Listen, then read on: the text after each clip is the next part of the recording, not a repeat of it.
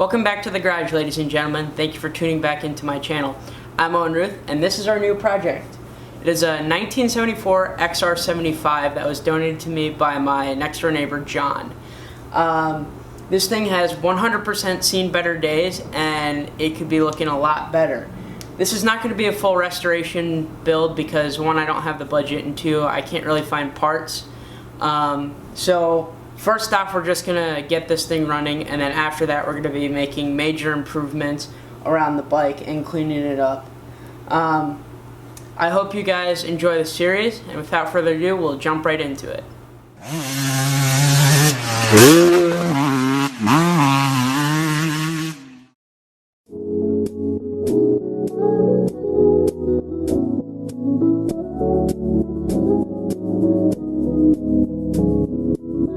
Alright guys, my objective for this build is to get this bike running really well, and in the process trying to do so while spending minimal money. Of course we will buy parts, but I'm going to try and reuse some of the parts that we have and make ends meet without shelling out $1,000. So first off, we'll do a walk around the bike and just see what is up with this bike.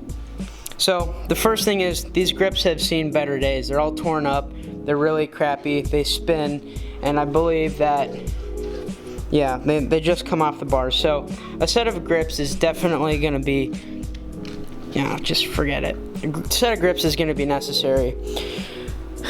This lever, I think that we can bend out of the way. It is also incredibly stiff, and I don't believe this really does its job. So we'll clean all this up. We'll clean the cable. This kill switch I don't believe is stock.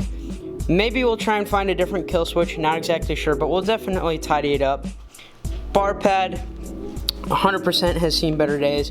Probably a lot of chins and chests have smashed into this thing, so we'll get another one. I kind of like it. It's actually not stock to have a bar pad on, but I think it kind of looks cool.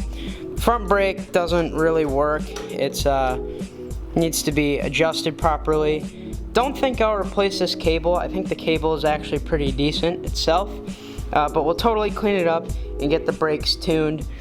The front tire holds a little bit of air. I filled it up, but it may go flat over time.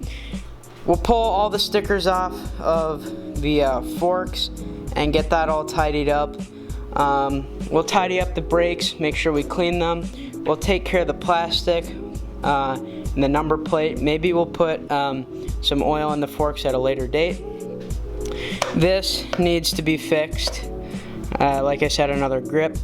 This throttle was stuck, but I did unstick it off camera because the guy who donated this bike wanted to see me get it working, and I ended up getting it working while he was here. I just didn't film it.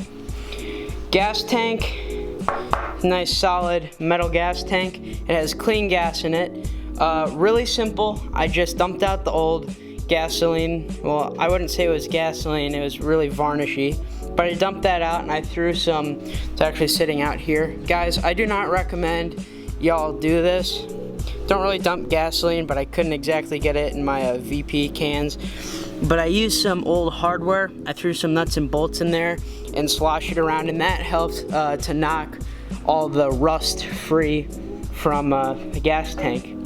After that, we'll move down to the petcock. This was also 100% rusted. As you can see, somebody else has tried to, open this up. Come on, focus, buddy. As you can see, this petcock has seen better days. I don't know if you can tell, but that is stripped out.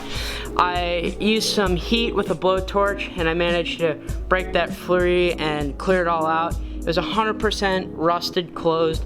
All of the ports were filled up.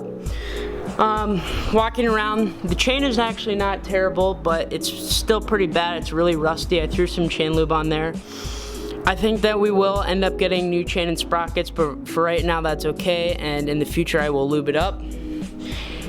Metal side plate with the XR75 name on it. Not exactly sure what I'll do about that. Chain tensioner bolts are probably seized up, and it probably needs to be adjusted because this thing is pretty sloppy. These shocks have seen better days. This collar is broken over here, and this guy is non-existent, so this guy doesn't really do anything. Rear brake needs to be adjusted. Can't really show that because it's on the stand. Needs a pipe. It came with one. I'll show the picture on the screen. But whoever had this obviously broke it and then just hacksawed it off as a fix, so we need one of those. The spark plug cap is broken, and the spark plug needs to be replaced at some point. I cleaned that up with some cleaner and a wire brush so that we got a better spark. This is not the stock seat cover. John said that he fixed this himself. There we go, got the seat off. It's not bad, but it's not great. 100% custom on his part. Maybe we'll tidy this up some other time. We'll treat the rust. Hopefully the seat won't rust too much. As far as under the seat goes, this is the air box. I cleaned the air filter a little bit. It was not very dirty. The gas tank mounting point is this rubber thing here. I did not put the zip tie on, but the zip tie was here to hold the gas tank on. So maybe we'll try and fix this or not. The zip tie works perfectly fine. As far as the carburetor goes, this is a really nice Keihin carburetor. It's pretty much stock on all Japanese bikes to have a Keihin carburetor.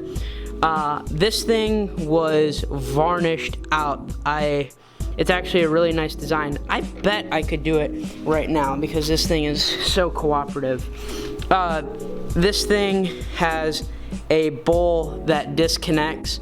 It's got a quick connect right here, but you'll see that this thing flips out of the way. And what that allows is that allows for the bowl to drop out so that you can take a look at all the gasoline. And actually, now that I think about it, this was a stupid idea. Stupidest thing I've ever done. I gotta turn the gas off, and then it'll stop leaking everywhere. But here's the float right here. There are the jets in there. I cleaned all this out. This was pretty varnishy in there. You can kind of still see the varnish that's in there, but I got that cleaned up. This is a super nice feature of this bike. I still need a vent tube from there, but I'll order that. Anyway, quick disconnect. That's what's up with the carburetor. I got that all cleaned up. Let's get a rag. Clean up this gas.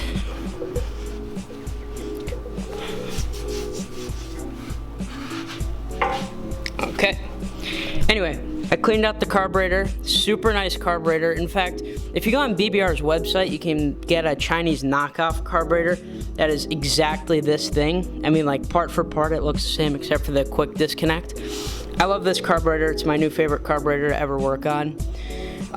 Anyway, moving on, like I said, this pipe is completely roached and we'll try and fix it. The pegs are all bent up and rusty and honestly don't really work as pegs, so we'll try and unbend those and unrust them. As far as the steering stem goes, we'll probably try and grease those up and get those working. I believe these are stock bars, so I'll try and leave them even though they are kinked. But yeah, guys, that's basically the bike. It needs a bunch of work. Honestly, just a lot of tidying up that has to happen. And once that happens, you know, this bike will be ready to go. If you guys want, I will start it, even though it does not have the silencer on. It's gonna sound like buns, but I think it's worth it just to show you guys that it does, in fact, work. So yeah, I'll start it up for you guys.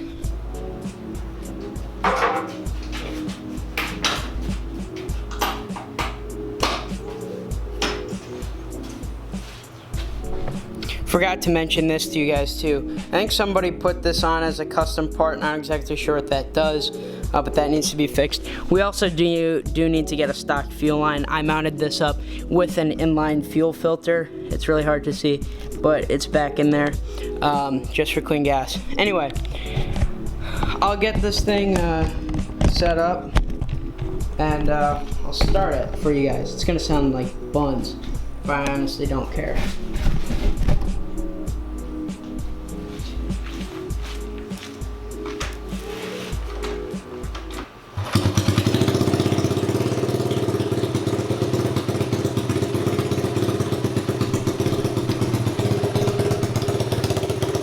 Anyways,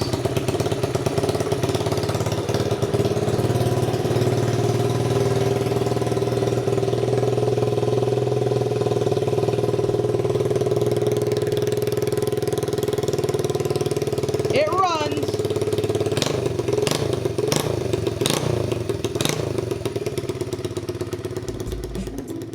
Thank you guys for tuning into my YouTube channel. I hope that this project goes really well. I'm sorry I could not get the bike running for you guys on camera, but really easy, simple, basic stuff that I did. You know, cleaned out the gas tank, petcock, carburetor, put new gas in it, checked the spark, and that was basically it to get this thing firing up. Really basic stuff, really common to see on YouTube, so I don't think it would have been that enjoyable. Nonetheless, there's still a lot that has to happen. I think we're going to start with the silencer so that this thing does not sound so booty and we can actually ride it. And then from there, it'll just be working our way around the bike, cleaning things up and getting things working properly. Thank you guys for tuning in. My name is Owen, and I'll see you guys on the next episode. Thank you.